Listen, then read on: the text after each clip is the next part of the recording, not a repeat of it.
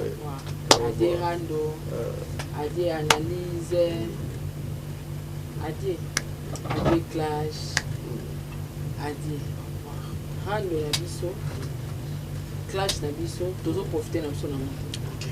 Tangi na tika nanga, na bimayuma ko.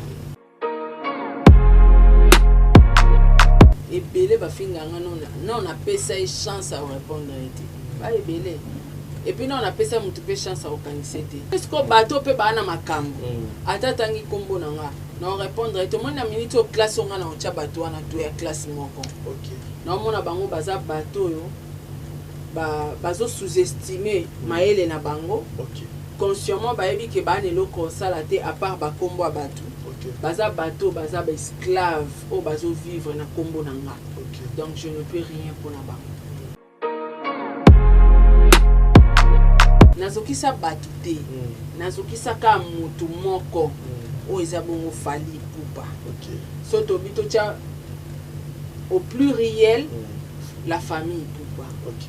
Parce que na kati ya fali poupa to moni mwasi, to moni bana, nde to cheka fali moko famille fali poupa. En dehors, na blessé. OK. Et puis, na blessé kay volontairement té ya nzamba côté langa. Ba poussaka yo. Ba poussanga pété. Nga moko nazala pousser comment na mwasi oyo azonyo kwama. Sko elo e ba isenga clash yango so ezani itabi tunanga. Vas-y.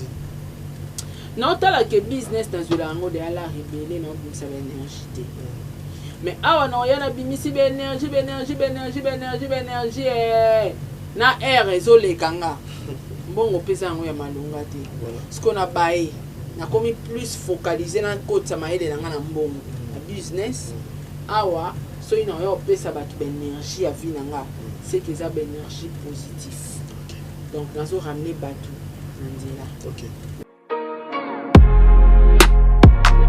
Mais ba oh toyoka na bango te toyoka na pena bango te tozala na bango na rando les rando là va continuer zela te ça ouais zela to bon sate comment maman comment yoko to lobby na sepela ki osala ki réflexion moi bien na analyse mon to sala ki lobby o lobby et la cité ndé na lobby boyeke na yo muto zwa tan na ya ofinga nga Sarah zela nan que un jour to ko solo là Sarah zela nan maman to solo là to za na na sala émission mon awa na sala déjà émission moi na mama matanga Angelica je crois na sala émission wana ya roloba bato na sala mabe balimbisanga nga pe bolimbisanga. Mais après yango il y a des gens au bayana pression moko boyo babanda ofinga nga pour rien entre temps au moni nga na lingate so na salelo mo na similier devant monde entier pour na ko s'excuser na bateau na choka bino pe bo excuser nga. Mais après tout ça il y a eu des gens quand même au bazwa ki audace ya continuer ko finga nga papa wana eza so ezo mériter pardon te zambe na boya olatike mo vandina bo santu ozinga mina mangelo akoyemela kayotongo pe papa Nzambe azwa lokumu bandeko makomi ezoloba esengo eza na likolo ntango mopagano moko abongoli motema. Oui, nakumisi Nzambe les amis nasalaki émission moko mibale ya kolandana ezali le 26 et puis le 27 ya mois oyo tosila juin mpona bandeko na biso ya barando bachroniqueur ya rando tout ça que le Seigneur les appelle à la repentance. Il faut batika biloko bazosala ya kofinganaka après koyoka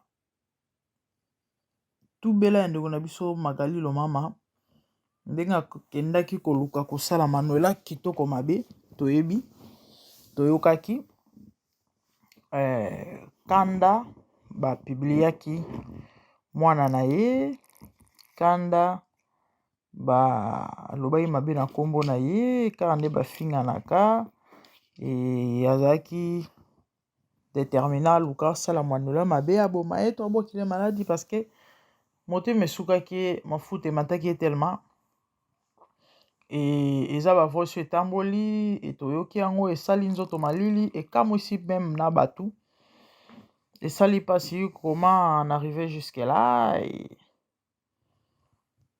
tomonaki toyokaki bandeko bomone nalekaki napesa ye message on nazwaki depuis année passée vers la fin et j'ai cherché des voies et moyens comment kopesa yango et mpona bandeko na biso ya rando oyo balekaka kofingana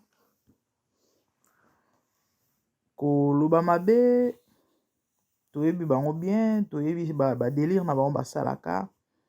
Et j'avais dit l'autre fois que message nazwaki j'ai cherché na occasion nini et puis le lenge nini nakoki ko transmettre en haut parce que c'est très important quand nene bisabino l'autre fois au cause un message mes circonstances temps moment la façon encore la manière ya ko procéder approche eza important nyonso wana ekipaka. Et tant de Angelica akufaki naye ko se rappeler na message wana je voulais donner ça mais bon et j'ai papi na salaki yango te nde nauti kopesa message wana la semaine passée bandeko ebele bolandaki yango ntan naye nalobi mbala liboso e naye kopesa ya mibale même juste les jours après parce que le Seigneur insistait bandeko boyoka ye badire na ngai na soulignaki eloko moko en disant que le Seigneur m'a dit juste après kopesa message oyo il y aura des faits, il y aura des témoignages en mal, en bien et puis en mal. So nasali voso ezaka mpona opambola nzambe parce que nzambe akosala te. Et les 29 bandeko balandaka Saratola ils savent Saratola salaki émission récemment mpona koyebisa na bato ke atiki rando bandeko esengo te so boke na page ya Saratola bokuta video wana soki tokomeka kotia ata ba flash ya maloba na ye juste pour vous montrer que tozo kokosa te eza eloko auti kosala yango récemment juste 2 jours ou 2 ou 3 jours après nga kopesa message je crois 2 jours hein? Message à suka on apesaki ezali le 27 so na bosani te oyo aye je crois eleki le 29 so na bosani te alobi boye depuis akoti monde rando et apporter l'autre au contraire et détruire exactement alobi amoni a bénéficier de l'autre. Par contre, il fallait se concentrer na ba faire na ba business na. Oyo kutu kezo pese mbongo koleka rando. Mais malheureusement et ayeko réaliser en tout cas nzamba zolokumu. J'avais fait la prière en disant que le Seigneur puisse parler au cœur. Et bandeko na biso. En tout cas, naso pambola nzambe pona tina na yango les amis nzamba alobaka. Totsara tembe na nzambe te. Bible zoloba. Le Seigneur parle cependant tantôt d'une manière, tantôt d'une autre. Mais c'est l'homme qui ne peut pas prendre point garde. Vous voyez? Pour moi, c'est l'homme monene. Parce que le Seigneur m'avait dit, il y aura ceux qui seront interpellés. Sauf aux ongles le message n'a pas ça qui. Le Seigneur avait dit, ils en ont oba aux interpeller. Et en a oba se ressaisir. Par exemple, tout le monde de Gonabiso. Juste ce qui 2 jours après, de Kolobi qui est invité à comprendre que il a pas temps, il a waste of time. Le temps c'est de l'argent. Fallait vaquer peut-être na maramususu à se concentrer na ba occupation na vie na maramususu ke kolekisa ngonga na mambo ezanga tina. Et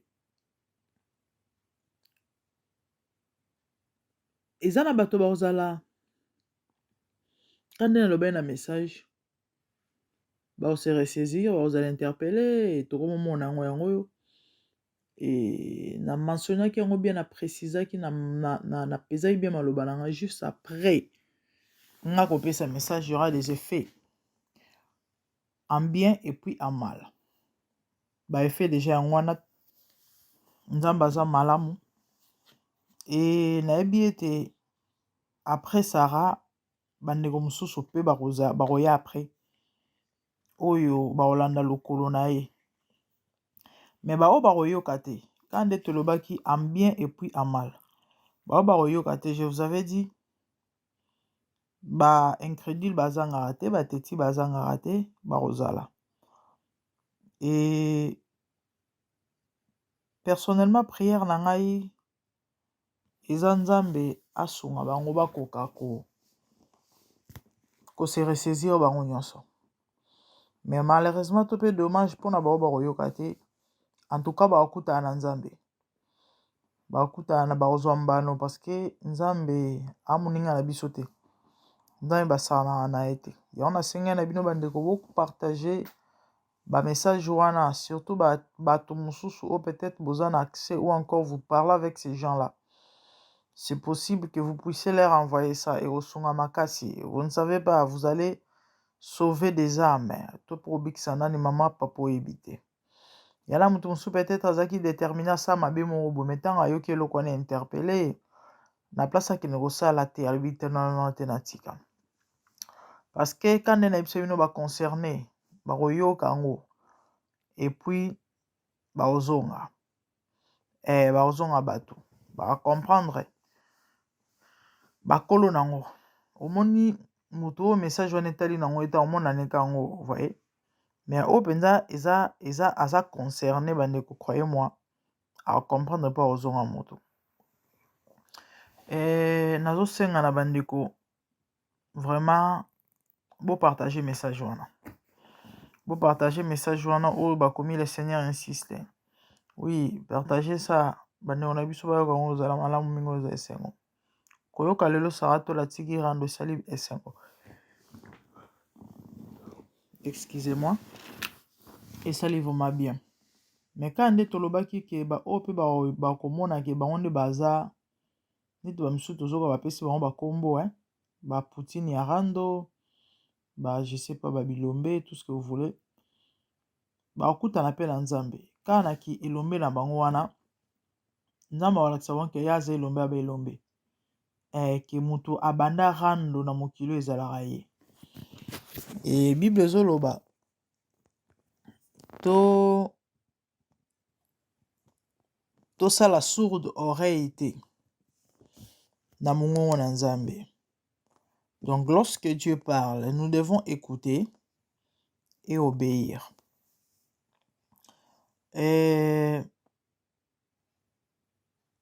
quand on est l'autre fois, moi personnellement, j'ai pris nzambe wa bongo la bato mitema asimba ba vie bandeko na biso ba changer ba bongo na, parce que ba instrument ya minene baza wana pour l'avancement ya royaume. Quand nde basali ba kombo en mal, so ba changer na nzela na bango bato bele ba oyeba nzambe, croyez-moi. Ebele ba oyeba nzambe. Ebele bandeko na ngai ebele osana te. Yango tozosenga na bino bo partager ba message oyo ekosunga makasi. Bible zoloba esengo za na lola so mopagano moko bongoli motema. Ah oui, feti par coup en fait feti esengo kaka te, mais feti so mopagano moko abongoli motema ezala feti monene na lola. Yango na kosenga na bandeko na biso partager ces messages et quoi comme na ba concerné. Et vous allez vraiment malamu. On va essayer de retirer une flash.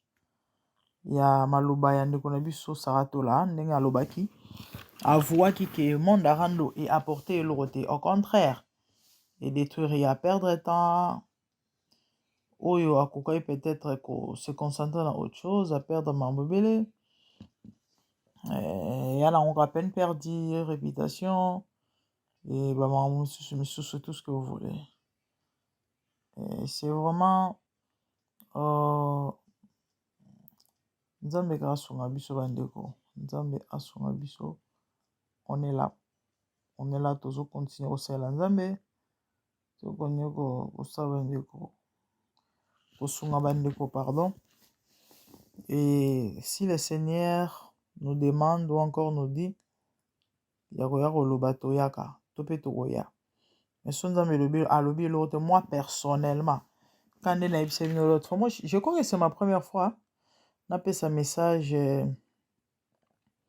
na YouTube tout peu en public comme ça concernant bateau tout ça et les athées que non mais liboso na un message, mais je suis pas déjà à bateau sur la monelo on a une koloba na ibino. Si je suis venu parler ou encore ceux qui na loba qui déjà parce que le Seigneur m'avait mis à cœur et m'avait demandé de le faire. So pas ibsenga na salate. Ouais, tozana ka pona toyoka et puis tosala oyo Nzambe azosenga. Soki aboyi to soka lobi te, soka lingi te, tosala te. C'est un peu ça les amis. Vraiment tozana biso molai te. C'était juste pour venir rendre gloire à Dieu et pour demander que vous puissiez partager encore une fois plus ces messages.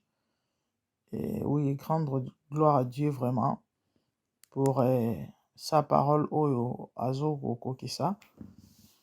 Et puis voilà, donc partagez comme je viens de vous le dire. Comme je viens de vous le dire, bon partagez biso pardon message wana. Et puis les dos et na moni bande to suka. Ah donc voilà quoi.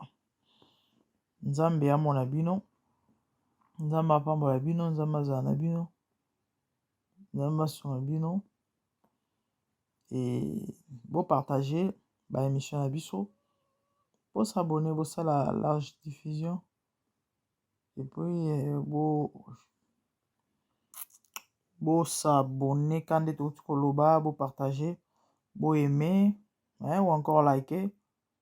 Donc c'est ça en fait votre soutien, votre contribution. Ouais, c'est un peu ça. Donc on est là. Vos suggestions et vos songas, vos questions, on est là. On va répondre. Et puis voilà. Donc pour finir, je dirais tous à la camban au fingate. Parce qu'il y a des gens au bazo fingate. Batorolo barolo babazanga te. Oya okoya na maboko Nzambe pamba. Ouais, oya okutana mutu mususu bafinga te. Quand on est dans l'habitude, message, photo critiquer tout le bas, bon. C'est vrai, opinion, mutu, mais par d'autres, on a des limites. Et puis, la réserve. Il y a des choses là, ils ont l'importance, mais bon.